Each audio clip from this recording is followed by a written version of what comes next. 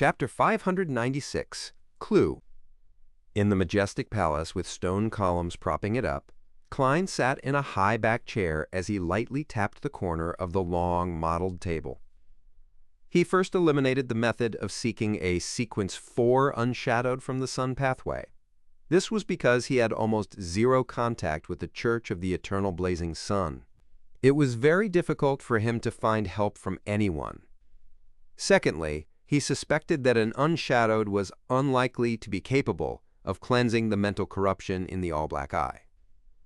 After all, the hermit Cattley's suggestion was directed at remnant influences by an ordinary rampager and not the true creator.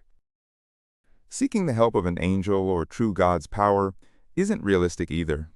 In theory, I can use the mysterious space above the gray fog to perform a divination on the eternal blazing sun and use his help to shatter the all-black eye and evaporate the mental corruption, but the problem lies with the fact that an experienced him might be able to use this opportunity to invade this place and take over the gray fog. If that happens, it wouldn't be worth it, and when a power that exceeds my level an unknown number of times instantly comes into effect, there's no delay. It targets me, and I'll have no time to redirect it to the all-black eye. I will lack the ability to control the situation. Also, it's not like I can divine it as I wish. I need a medium. I previously used the mutated sun-sacred emblem, which had the eternal blazing sun's divine blood in it, as well as the ear that was corrupted by the true creator. Currently, the mediums I have are Mr. Door and the Hidden Sage. I can use the ravings that Miss Magician hears during the full moon, as well as Knowledge's pursuit of Admiral of Stars to make an attempt. But similarly, the counterattack isn't directed at the all-black eye, and I don't have the means to divert the attack.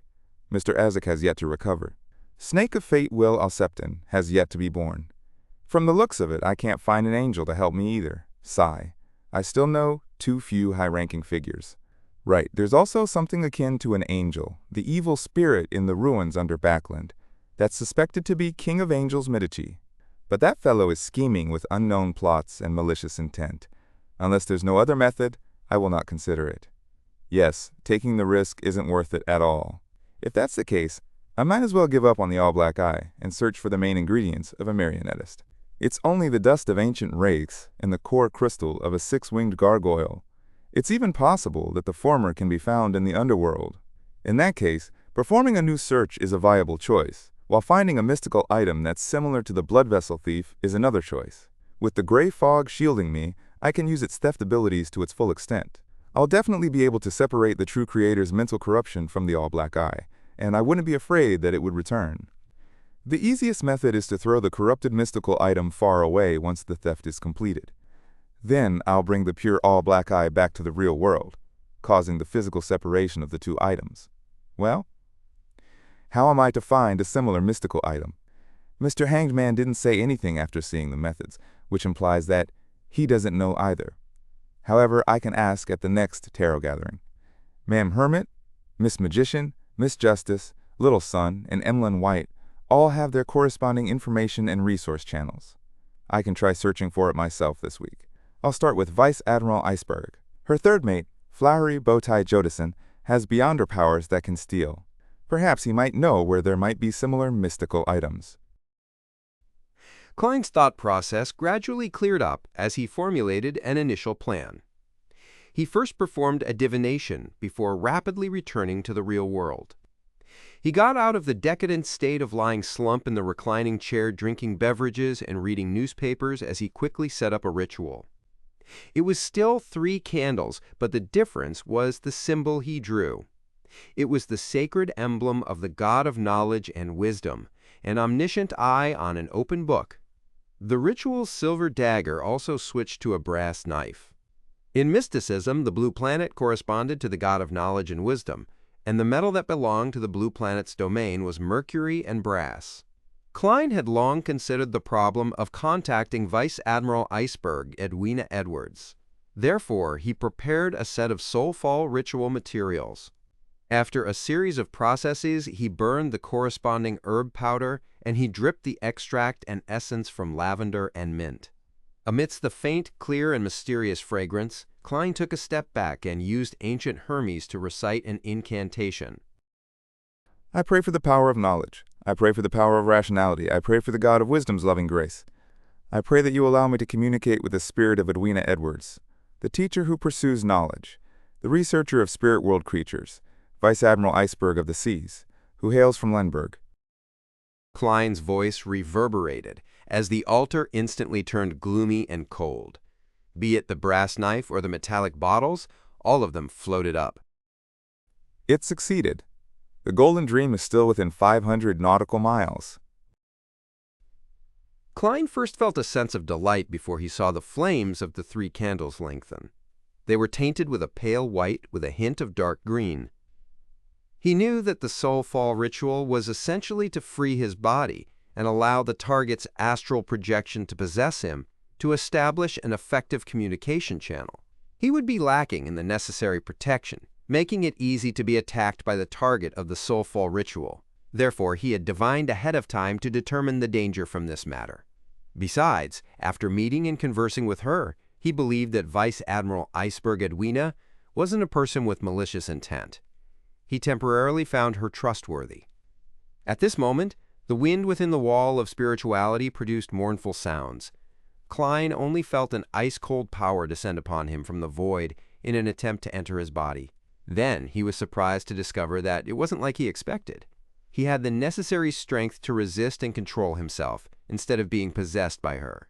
Just as he had the thought, What's happening? he began to see a faint, formless, gray fog around him. This was a trait he possessed after advancing to faceless. The power of the gray fog was able to slightly leak into reality. Amidst his racing mind, Klein didn't hesitate to wave his arm. He pointed to a coat hanging on a coat rack, throwing the ice-cold power onto it. The black tweed coat on the coat rack strangely floated up as the arms raised up, looking somewhat clumsy. It was as though an invisible person was wearing his coat. The black coat floated 2 meters forward before coming to a pause. The 2 sleeves raised up and formed an X. What does that mean? Klein was taken aback before he realized what Vice Admiral Iceberg meant. Without a mouth, I can't speak. Without hands, I can't write. This is awkward. Klein thought for a moment and directly said, I need a mystical item that can steal the beyonder powers of others. Ma'am, might I know if you have one? If you don't, can you ask your third mate for me, Flowery Bowtie Jodison? The corresponding answer can be written in a letter. Summon my messenger to send it over. The black coat's sleeves spread out and motioned with a lowering gesture. Following that, it lost its soul and fell to the ground, no longer appearing as straight as before. That means yes? Klein sighed silently and quickly ended the ritual. He hung up the black coat and used a brush and handkerchief to clean it. Then he wrote a letter and asked Mr. Azik a similar question. He summoned the messenger by blowing the copper whistle. After the letter was taken away, Klein attempted the third method with great drive. He took out the paper crane from his wallet and carefully spread it out. He wrote with a pencil on it, "Might I ask where I can get a mystical item that can steal the beyonder powers of others?" Putting down the pencil, Klein restored the paper crane according to its lines. He was quite pleased with his improvement at handicraft. In the evening, after Klein browsed through the prayers of his believers, he returned to the real world and went to the washroom to enjoy a rather comfortable hot bath. This allowed him to quickly fall asleep after entering his bed. This continued until he suddenly sensed an external force invading his dream. It was the same desolate plains with the towering pitch-black steeple. With familiarity, Klein passed through the doors and walls until he entered deep inside the tower. There was still a deck of tarot cards scattered here. They surrounded a central protrusion as though they were making a declaration.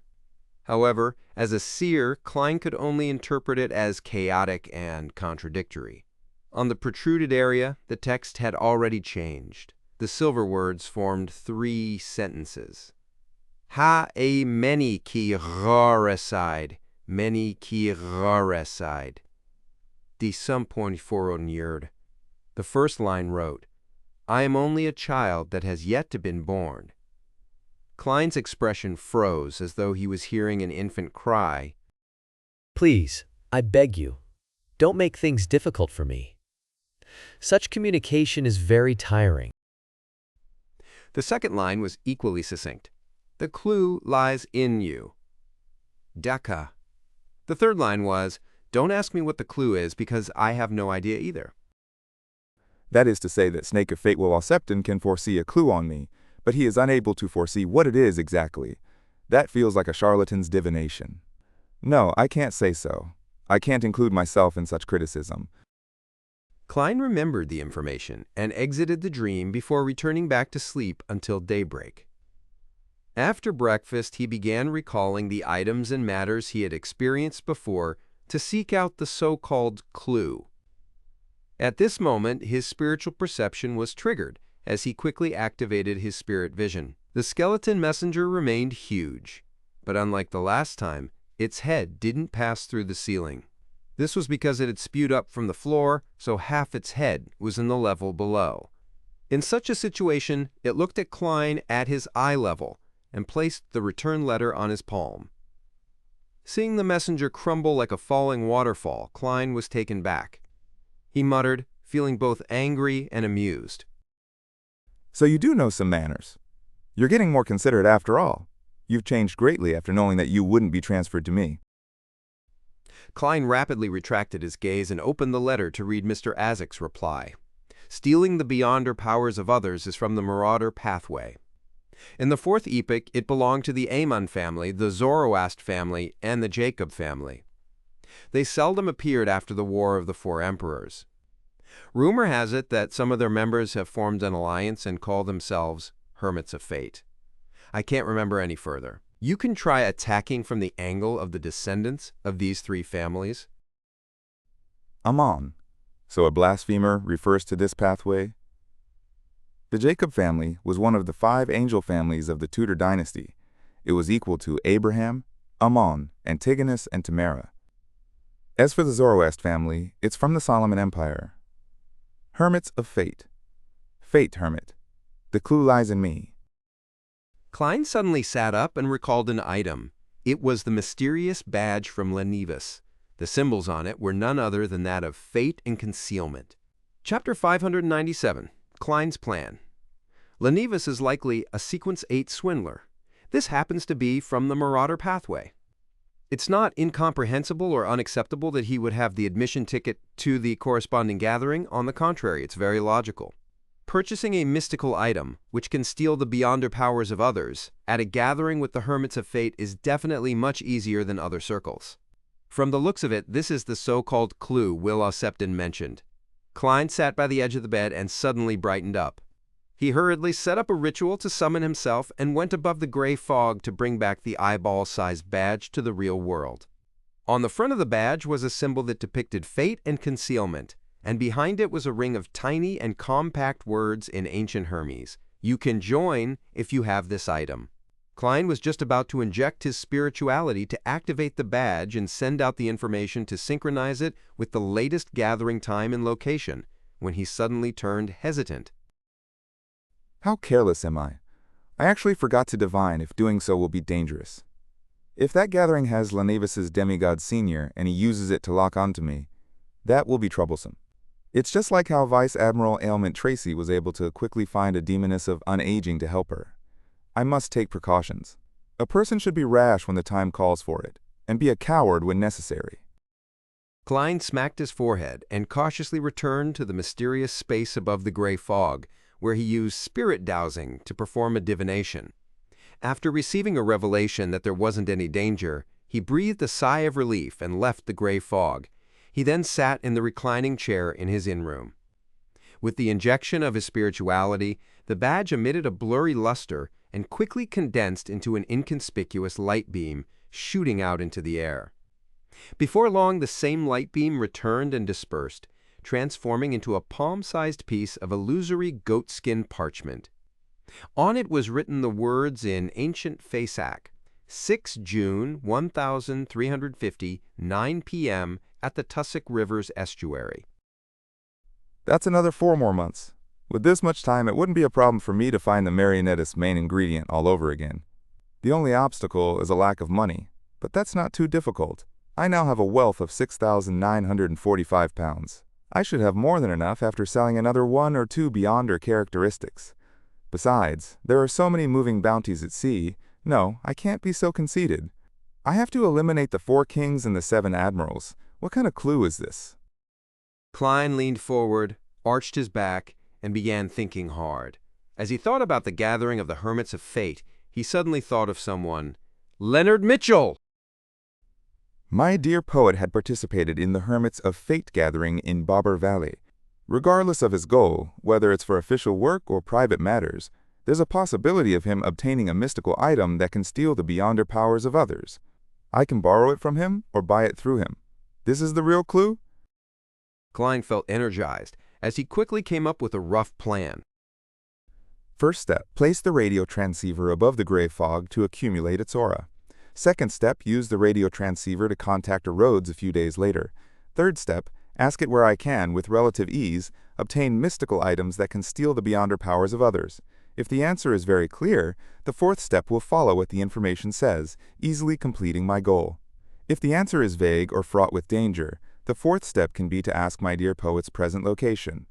The fifth step is to get Emlyn White to take this badge to find my dear poet, to see if he has any corresponding items, and if it's possible to do a transaction. I won't appear in person, for I might end up being recognized. That will similarly make it very troublesome. As for Emlyn, he's presently considered someone from the Church of Earth Mother. No, considered a ghost of the Church of Earth Mother. To get him to initiate first contact, even if he were reported by my dear poet or ends up captured on the spot, he wouldn't be framed or put up for torture. With the plan on what to do and how to proceed, Klein immediately felt refreshed. In his good mood, he decided to head out to eat a Bayham delicacy, roasted fish. Above the blue sea, the Golden Dream, which was sparkling thanks to the setting sun's golden rays, was silently cruising forward. Receiving his captain's permission, Danitz apprehensively walked into her room with his head up as people stared at him with envy. Bookshelves filled the room, and on top of them were different books. Vice Admiral Iceberg Edwina stood in front of a desk as she held a black fountain pen in her hand. She quickly wrote the following: I do not have similar items. Same for Jodison. He says he will help you look out for it, but that will require you to be sufficiently lucky. Edwina raised her head and turned her clear, aqueous blue eyes to look at Danitz. You hold the ritual to summon Gehrman Sparrow's messenger. At that moment, Danitz was wondering if he would receive any special treatment from his captain, but when he heard that, he pointed at himself in astonishment. Me? Yes. Edwina folded the letter, straightened her body, and nodded. This can help you familiarize yourself with similar rituals. In the future, I'll be testing you on this. All right. Danitz hid his disappointment as he tried his best to recall the procedure as he slowly set up the ritual that only needed one candle. Finally, under Edwina's watch, he took out a shiny Lowen gold coin and placed it on the altar. After taking the letter, Danitz ran through the subsequent ritual in his mind twice before he dared to do it. He took a step back and said, in ancient Hermes, I summon in my name the spirit that wanders about the unfounded, the friendly creature that can be subordinated, the messenger that belongs to Gehrman Sparrow. Whoosh! The wind howled in the wall of spirituality, sending Danitz's yellow hair flailing upwards. The flame rapidly burgeoned to the size of a human's head. It was as pale as the letter in Danitz's hand. Soon, Danitz saw long blonde hair, bloodshot eyes, and a gorgeous head appear. Hiss. Gehrman Sparrow's messenger is very unique. How can a spirit world creature look like a human, and it's so beautiful at that? She's just slightly inferior to Captain, Danitz suddenly choked because he discovered that the head didn't have a neck underneath. Furthermore, it was held up by a pigtail with a hand. He looked in a daze as one head after another appeared. He saw the headless figure dressed in a complicated dress appear before him. She's indeed a creature from the spirit world. He felt ashamed for having those thoughts. Taking a deep breath, Danitz hurriedly handed over the letter and saw one of the beautiful heads open its mouth to bite at it with pearly white teeth. At this moment, Rina Tinneker's other head bit on the gold coin on the altar. However, she didn't immediately leave. The 4 bloodshot eyes on other 2 heads darted towards Edwina Edwards, who was outside the wall of spirituality. She sized her up a few times. Edwina felt herself being observed, and it made it impossible to contain the horror that ensued. Raynette Tinneker retracted her gaze as her body turned illusory, fusing into the white candlelight. The flame lit up again as the colors spread outwards. Everything had restored to normal. BAs, just as Danitz removed the wall of spirituality, he heard his captain say in a deep voice, That's not an ordinary creature from the spirit world.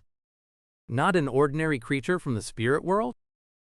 Danitz was stunned. He knew that his captain's profession was a researcher of spirit world creatures. If she said it wasn't ordinary, it definitely wasn't one. It was far more extraordinary than ordinary. Gehrman Sparrow really is a man with many secrets. Danitz reflected. Backlund Sherwood Burrow. Fors mustered every fiber in her body before she triumphed over the laziness brought from the fireplace. She switched to a thick, dark blue cotton dress, wrapped a light gray scarf around her, and wore a warm lady's hat. In the not-too-cold temperatures, aside from the cold that seeped into her bones thanks to the prevailing fog, she took a carriage to William Street. She took in the cold air and told herself that this was a common excursion for an author to gather material outside. There was no need for her to be nervous or appear abnormal. Taking a few steps forward, Fors entered a coffee shop and sat by the window. As she drank the thick, warm liquid, she observed the pedestrians and the houses across the road. There's nothing abnormal. There's no fighting or theft at all. This is a place where the rich live, so the security is much better than East Borough. Heh, I can still see someone from Fasak. He's really tall and muscular, like a bear. He also has companions. Haha, are those people from Intis? They really wear exaggerated clothes. It's like they're acting in a play. Backlund is indeed the capital of capitals. I can meet many foreigners here.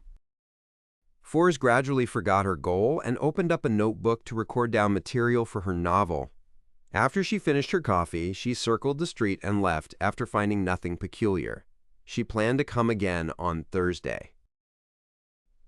After taking Edwina's reply letter from Raynette Tinneker's hands, Klein watched as the messenger vanished, confirming that she hadn't asked for an additional gold coin. From the looks of it, using a gold coin as a ritual material works. He smiled, feeling pleased with himself as he opened the letter with a fruitless answer.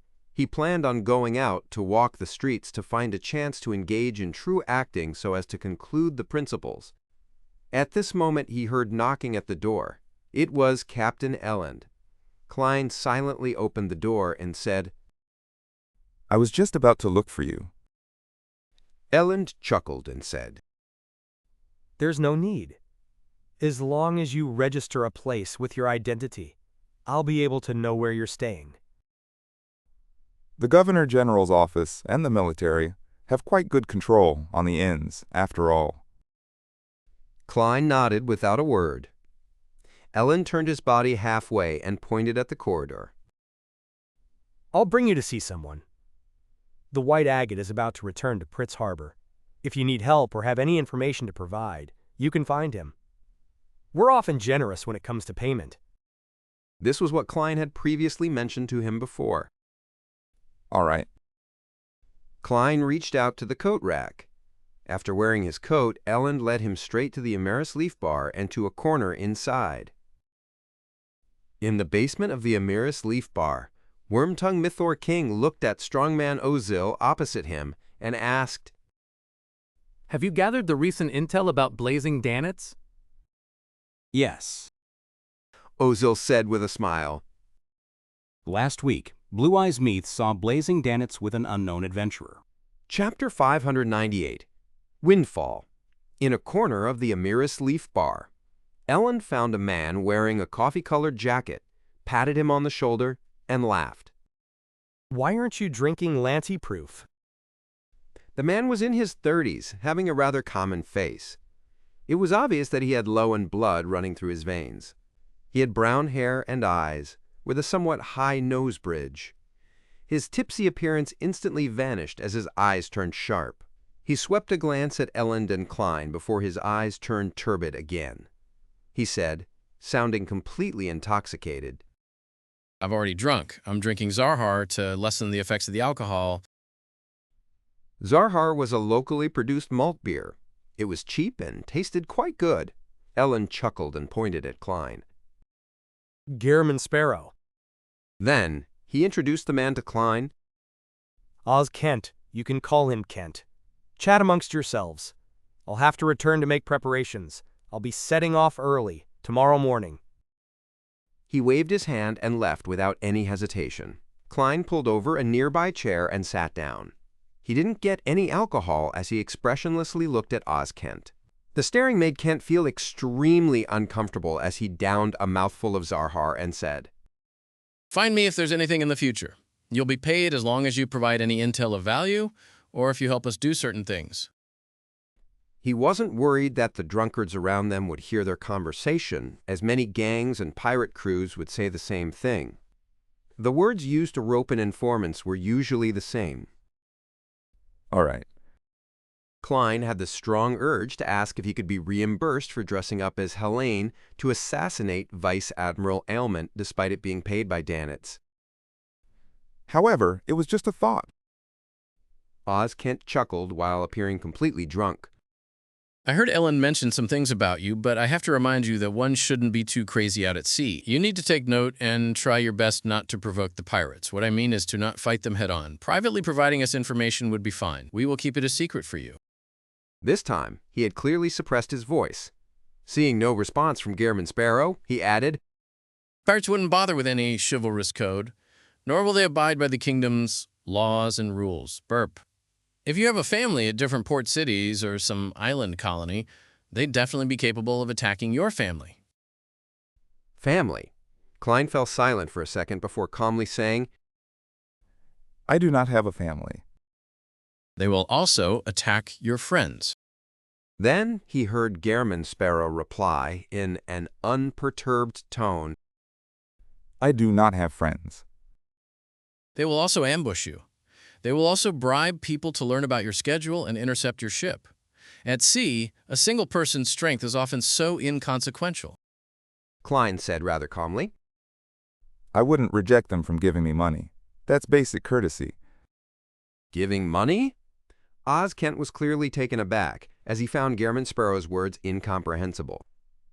A few seconds later, he realized that the man was treating pirates as mobile bounties. He drank mouthful after mouthful of beer, momentarily at a loss for words. In the basement of the Amiris Leaf Bar, An unknown adventurer? Wormtongue Mythor King's mind stirred as he sat straight up. Strongman Ozil nodded. According to Blue Eyes Meath, that adventurer is new. He likely hasn't been to the archipelago for long, but Meath felt that he was considerably dangerous. Considerably dangerous? Could he be the person who killed Steel Moretti and company with Blazing Danitz? Could it be the person who disguised himself as Helene to attack Captain? Mythor immediately made certain connections as he asked with a deep voice, Do you have his photograph or a portrait? Ozil beckoned to a subordinate and received a piece of white paper. We used a ritual to get Blue Eyes Meath to draw the unknown adventurer's appearance. As you know, it's different having a firm footing in Biom's underground world than being a successful pirate. I need supporting members. To hire them, I spent quite a bit of money. Mythor could read between the lines as he chuckled. As long as you get to the bottom of this matter, Captain wouldn't be stingy with her reward. He took the portrait, spread it out, and discovered a cold-looking man with black hair and brown eyes. His face was slightly thin, and he had a cut face. He wore a black double-breasted frock coat and a half-top hat. Wetter. Never seen him before. It's impossible to confirm if he's the person who disguised himself as Helene. Mythor raised his head and said, Find out his identity and whereabouts. I've already instructed my men to do it. Strongman Ozil said with a deep laugh. The two fell silent at the same time as they drank their Southville red wine. A few minutes later, a bar bouncer entered and broke the silence. He glanced at Worm-tongued Mythor, leaned in towards his boss's ear, and whispered. Ozil's expression instantly turned odd as an unconcealed smile appeared. He put down the wineglass and said, after pausing, "That unknown adventurer has been found." Where is he? Mythor asked. Ozil pointed upstairs. "At this very bar." Mythor looked up at the ceiling and remained silent for a few seconds. I'll go up to verify. He believed that having had some interaction with the disguised Helen, he had a general understanding of the man's abilities. He believed that no matter how good the man was at disguising himself, he would definitely feel a sense of familiarity. Therefore, he decided to confirm it himself. According to his usual habits, he wouldn't have taken such initiative and would instead perform an investigation from the outskirts. Only with enough confidence would he get himself involved. But this time he wasn't too convinced of Ozil's subordinate. If it was really the person who disguised himself as Helene, he would immediately change his appearance and identity and vanish once he noticed something was amiss. Besides, Mythor knew that he was presently being punished by his captain. He had to quickly perform a deed of merit in order to return to the Black Death. As Mythor King got up and walked out, he couldn't help but have these thoughts churn through his mind. Sai, regardless if I was lacking in ability or not being careful enough, the outcome cannot be changed. I was fooled by that disguise and brought her on to the Black Death, nearly killing Captain. If it were Kalangos, he wouldn't have spared me. Heh, he has always been very greedy. He had long thirsted for my beyonder powers. Captain didn't believe that I had been in cahoots with the assassin, simply because Kalangos could also change his appearance with creeping hunger. She didn't summon people to surround and kill me. She only sent me to Bayam to investigate this matter. She's already being forgiving enough. Compared to Kalangos, she is truly a captain worthy of being loyal to. I have to quickly provide some meritorious service and find an excuse to contact her, so as to live up to her treatment towards me. Although he was a pirate who had killed countless and had plundered countless ships, he had a soft spot in his heart. Besides, he didn't notice that he was being constantly mesmerized by Vice Admiral Ailment Tracy via prolonged interactions with her. His fondness for her had seeped deep into his bones. Even if Ailment Maiden didn't have helpers, he wouldn't have resisted, kneeling down and kissing her toes at her behest. Of course, this didn't affect his fantasies of doing countless deeds with Tracy. If he had the chance, he believed he would take the initiative to do so, even if he didn't get her permission. As a pirate, he had done such things plenty of times. When he went upstairs, Mythor King followed the guidance of Ozil's subordinates and circled halfway around the bar's walls. From afar, he saw the unknown adventurer sitting in the corner. Mythor's gaze paused for 2 seconds before he cautiously retracted it.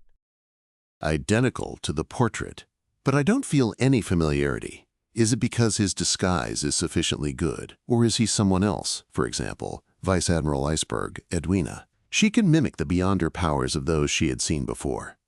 It's not impossible for her to change appearance like Quilangos.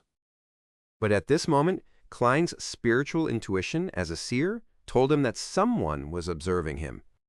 Without concealing anything, Klein immediately turned to look back. He saw a man with short eyebrows, deep eye sockets, and bronze eyes. Klein instantly recognized the person observing him. Instantly, 2 thoughts flashed in his mind. Worm-tongued Mythor King, third mate of Vice Admiral Ailment's flagship, Black Death. One of them was 5,400-pound bounty. The other was, why is he observing me? He managed to find me by investigating Danetz? The military contact person, Oz Kent, discovered Gehrman Sparrow's abnormality as he traced his gaze. However, due to his angle, he was blocked by a few drunkards. At this point in time, Klein already instinctively came up with a solution. It was to pretend that he didn't recognize Mythor King, retract his gaze, and get a cup of alcohol to drink. He could then secretly observe where he went, and then use his powers as a faceless to infiltrate where Mythor hid himself before silently hunting him. As this thought flashed past his mind, Klein suddenly discovered a problem. That's me being myself, but I'm now Gehrman Sparrow, a seemingly calm but crazy adventurer. With this thought, he suddenly turned around, drew his revolver, and aimed at Wormtongue Mythor King inside the rowdy bar. Bang! A gunshot rang through the bar as many customers reflexively crouched down while hugging their heads. All of them were extremely experienced. Many drunkards slumped to the ground, with more than 10 people throwing themselves to the side or rolling on the ground to dodge. These series of actions were well practiced, and Mythor King was one of them.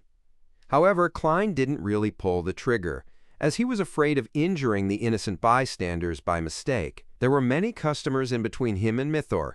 The gunshot stemmed from his powers of illusion creation. At that moment, everything before him opened up as people crouched down. Hence, having aimed at Mythor, who had thrown himself sideways to the ground, he pulled the trigger this time. Bang! Chapter 599, Dragonmite. Bang! The brass bullet traversed past half the bar, flying straight for Wormtongue Mythor King's body. But just as it was about to hit him, Mythor's brown eyes suddenly turned dark. The bullet made a turn, and its trajectory was thrown upwards slightly as it accurately hit a glass cup filled with golden beer. Amidst a loud noise, the glass instantly shattered, splashing beer everywhere. At the same time, Mythor grabbed a cup from a customer, extended his arm, and threw it at Klein. What's the point of that? Klein only dodged slightly to allow the glass cup to miss him, shattering onto the wall. At this moment, Wormtongue Mythor immediately lunged forward and rolled, heading for the entrance to the basement. He attempted entry in order to get help or escape via a secret path. He had initially confirmed that the unknown and crazy adventurer was the assassin, who had disguised as Helene and boarded the Black Death, targeting Vice Admiral Ailment Tracy. Furthermore, his series of actions, which had nearly succeeded, told him that in a one-on-one situation, he wasn't a match for him. This was a powerhouse at the Pirate Admiral level. Tap, tap, tap! Klein quickly chased after Wormtongue Mythor. He was fast and agile. Despite being inside the chaotic bar, he didn't step onto anyone. Seeing that the bouncers in the basement were coming with revolvers in hand and how Mythor King was about to enter the basement with bouncers in the bar approaching, Klein didn't hesitate. He suddenly clenched his left hand. The black glove was instantly covered with dense, dark, golden scales. His dark brown irises turned pale and became vertical. Right on the heels of that, an invisible wave surged outwards with him as its epicenter. In the areas where the wave passed, the customers who were holding their heads down turned limp or trembled. The military contact, Oz Kent, also clearly lost his sense of reason, as though he had encountered the most terrifying thing in the world. All he wanted to do was to escape. The bouncers who had approached were no different. Extreme horror gripped their hearts as they ran around aimlessly, making the situation turn even more chaotic. Clang! Clang! Clang! The bouncers in the basement threw away their weapons, either running to a corner and shrinking into a ball, or they were trembling on the spot, their crotches rapidly turning moist. Wormtongue Mythor felt as though he was struck by lightning. In his fear, he began running in circles at the entrance. This was a psychiatrist's awe, also known as Dragon's Might or Mass Chaos. This was Klein's only crowd control beyond her power. At this moment, Klein's rapidly approaching figure didn't stop. In a few steps, he had arrived beside Mythor. In that instant, a scene suddenly surfaced in his mind. Mythor, who looked to be lost in extreme horror, suddenly raised his head and swung his right fist over, aiming straight for Klein's head. Without any thought, Klein fully trusted his clown's intuition for danger. He immediately bent down and turned his body sideways. Almost at the same time, Wormtongue Mythor suddenly raised his head.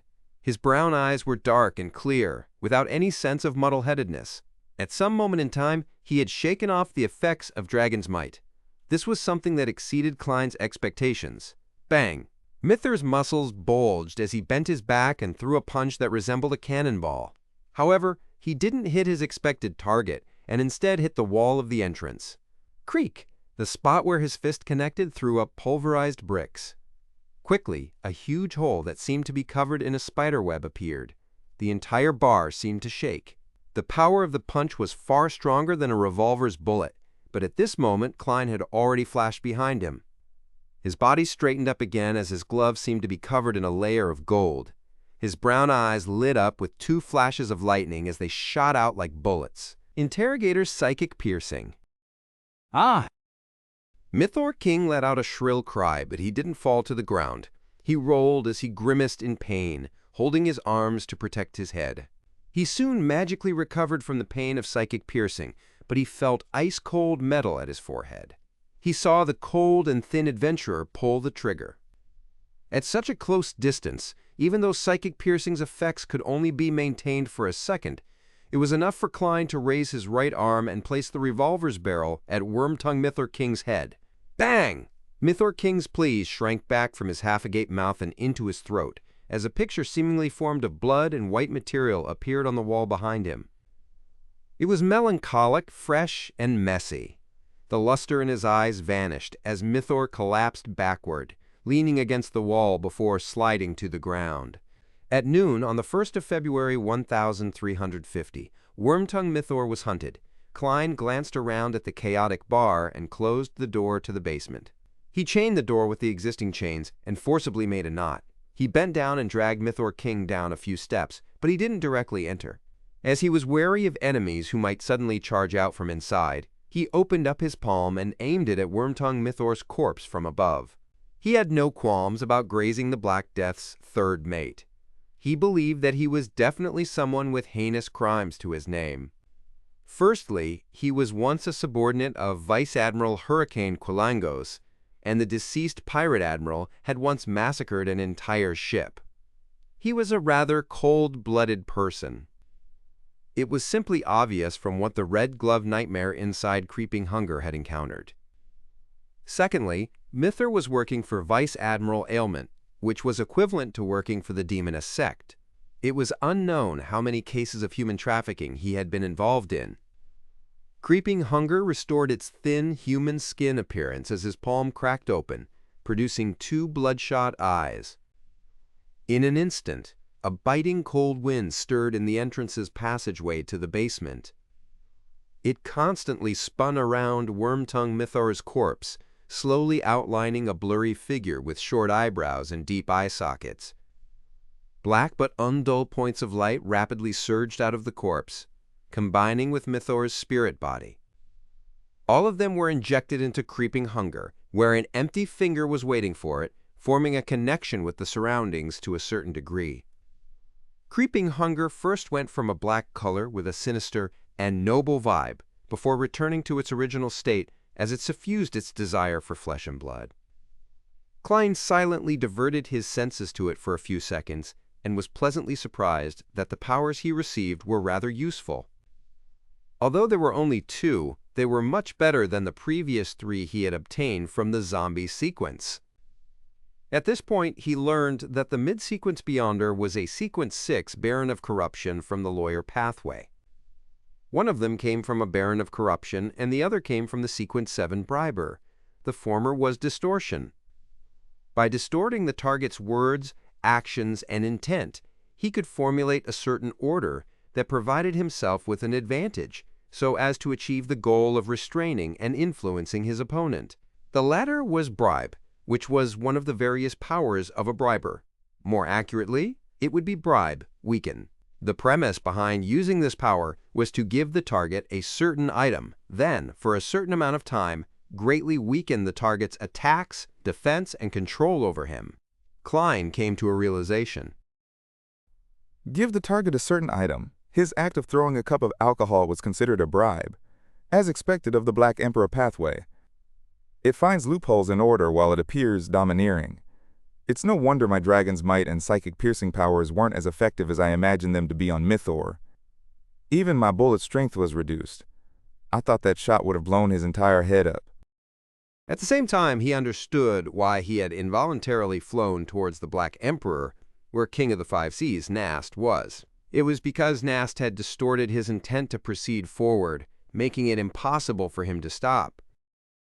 Not bad at all. Klein lowered his head to steal a glance at Wormtongue Mythor's corpse before he went down to the basement. He was trying to find some food for Creeping Hunger. It was unknown whether it had to do with him throwing Creeping Hunger above the gray fog repeatedly, but Creeping Hunger wasn't as crazy anymore. It seemed to be able to bear with its hunger. Therefore, Klein wasn't in a hurry. He slowly proceeded forward so as to be careful of encountering any accidents. Before long, he saw Strongman Ozil leading his subordinates over. There were Beyonders and gunmen, and their numbers were sizable. Klein's expression remained stoic, as his black glove was covered in dark golden scales once again. His irises turned light in color as they suddenly turned vertical. Invisible waves instantly surged forward. Psychiatrist's Dragon's Might. Chapter 600. Clearing the Place. With Dragon's Might surging out, Strongman Ozil and his subordinates quaked on the spot as though a gigantic hammer had struck them. Suddenly, some of them ran in every direction, escaping aimlessly. Some kept going in circles on the spot, while others stood on the spot, trembling uncontrollably. There were all kinds of different reactions. Unlike previously, when he was afraid that Wormtongue Mythor would recover, making it necessary to make every second count, Klein had plenty of time to observe his surroundings at that moment. He instantly grasped the situation. Different reactions stem from their mental fortitude and resilience. The weakest and most ordinary ones were the ones who ran wildly. Those with relatively stronger mental fortitude among the ordinary people would run about aimlessly. For Beyonders who had their psyche enhanced, as well as ordinary people who had strong mental fortitudes, they would circle around on the spot, trying to escape but stopping themselves as well. The strong Beyonders with strong mental fortitude would stand on the spot as they tremble or go around in circles on the spot. Those who suffer from incontinence as a result of fear belong to the escaping and avoiding group. Klein swept his gaze and was about to raise his gun to shoot, making the enemies who could threaten him lose the ability to do combat. At this moment, he discovered that a man who had been trembling on the spot had recovered the clarity in his eyes.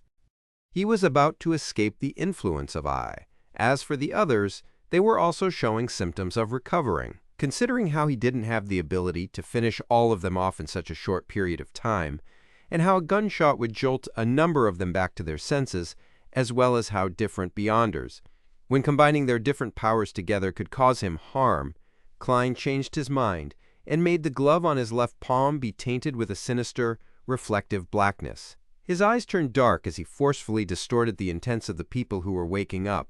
The trembling man pounced forward suddenly. He could no longer resist his thoughts of fleeing. He ran straight for the secret exit, leaving his employer, Strongman Ozil, as a constantly shrinking back.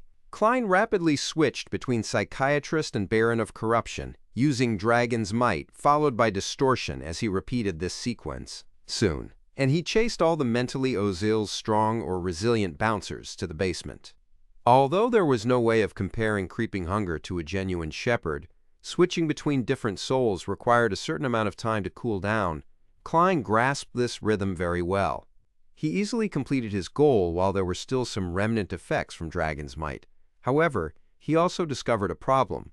For certain targets, if they were repeatedly exposed to Dragon's Might and Awe within a short period of time, the effects would weaken with repeated use. Of course, most of Strongman Ozil's subordinates were already slumped on the ground after repeatedly being hit by Dragon's Might. They were pissing and defecating themselves, emitting a stench. Dragon's Might and Distortion are quite a good combination. If Mythor hadn't tried to counterattack, he could have escaped with Bribe, Weaken, and Distortion, and I might not have necessarily been able to catch up to him and finish him off. Yes, that counterattack of his was very potent. There weren't any signs prior to it. If it wasn't due to a seer and clown's reliance on their spirituality and intuition, I might not have been able to use paper figurine substitutes in time, much less talk about dodging the strike. This reminds me that even though Creeping Hunger provides the combat strength of a Sequence 5, I shouldn't belittle other Sequence 6s. A careless mistake might have me killed. Amidst his thoughts, Klein made the glove turn as though it was gilded. His eyes suddenly lit up with 2 bolts of lightning. Strongman Ozil immediately cried out in pain as he couldn't bear it anymore. He crashed to the ground like a toppling mountain peak. He held his head as he struggled in pain like a catfish that had just been caught. Unfortunately, I don't have Beyonder powers that can perform an area of effect attack. Otherwise, I'd be able to keep the other Beyonders back. I remember that there's a lightning storm in the Sea King's domain. However, such charms are of too high a level. It exceeds the realm of my knowledge. Klein swept his gaze across all the goons before unhurriedly walking to the basement. This place was originally a market, but with everyone fleeing, it was empty. Dressed in his double-breasted frock coat, Klein pulled a chair out from behind a stall. He placed it before Ozil and leisurely sat down. He leaned forward as he observed the boss of the Amiris Leaf Bar without a word. After Ozil tumbled around for a while, he finally recovered from the pain that nearly made him lose control. However, he still suffered from a splitting headache. He was just about to stand up when he saw a pair of pale-colored eyes that reflected pale gold light. He saw a glove covered in dark golden scales. In that instant, cold sweat was still dripping from his forehead. He felt that one maelstrom after another was appearing in his eyes, sucking in all his attention. Klein calmly asked, "Were you once a pirate?" Yes. Ozil realized that he had the strong intention of answering the man. This was a psychological cue.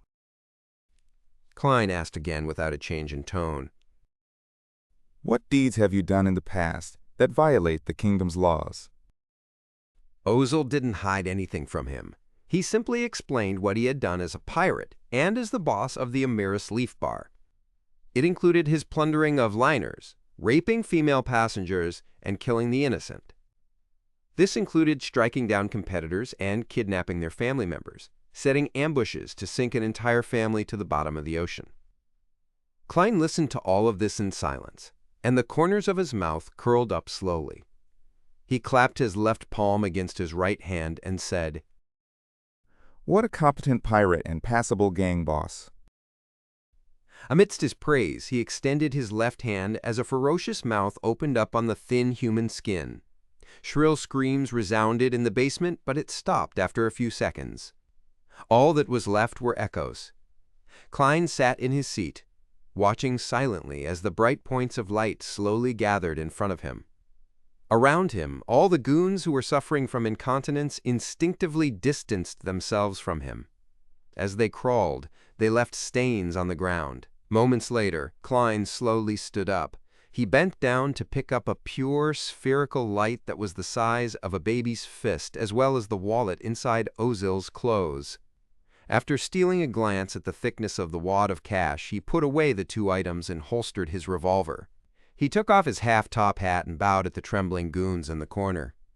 Klein checked the underground area after he was done with everything. To his regret, he didn't discover any items like a safe. All he could do was return via the passageway, pick up Wormtongue Mythor King's corpse, and walk to the entrance. He paused for 2 seconds as the scene outside was naturally outlined in his mind. He discovered that the bouncers, who he imagined would attempt to open the door to provide help, had already disappeared.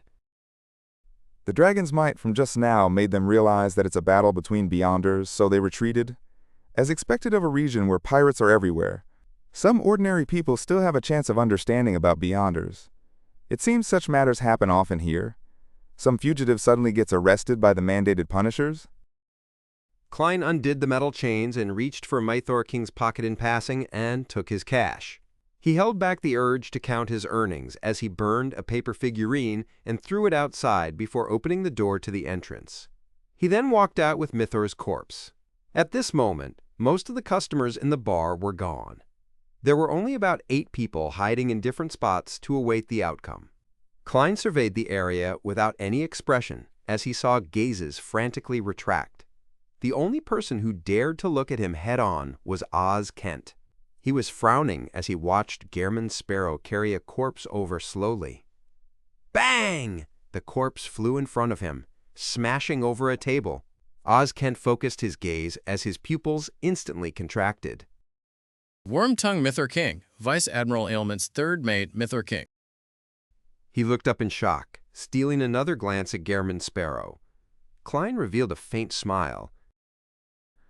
Remember my bounty. With that said, he took his half-top hat, bowed slightly as a form of bidding farewell, and turned to leave through the Amiris Leaf Bar's main door. Byam Harbor. On the white agate. Elend watched as the door to his captain's cabin was slammed open. He asked in surprise, Kent, what happened? Oz Kent questioned him with a warped expression. Elend, what kind of monster did you introduce me to? Gehrman Sparrow. Elend returned with a question, feeling somewhat uncertain. Oz Kent nodded. He killed Wormtongue and Strongman without batting an eye. Right inside a Maris Leaf bar, right in front of me. It didn't even take him 5 minutes. He felt like he was going crazy? Myth or King? Elend asked, but he sounded like he was repeating the name to himself. Then he revealed a rueful smile. From the looks of it, we have to report to the higher-ups. He didn't mention Blazing Danit's nor Steel Movetti's death. All right. Oz Kent was waiting for him to say that, at 3 in the afternoon, inside a garden building near the Governor General's office. Elend and Oz Kent were sitting in an elegantly decorated living room as they awaited the reply from an important figure.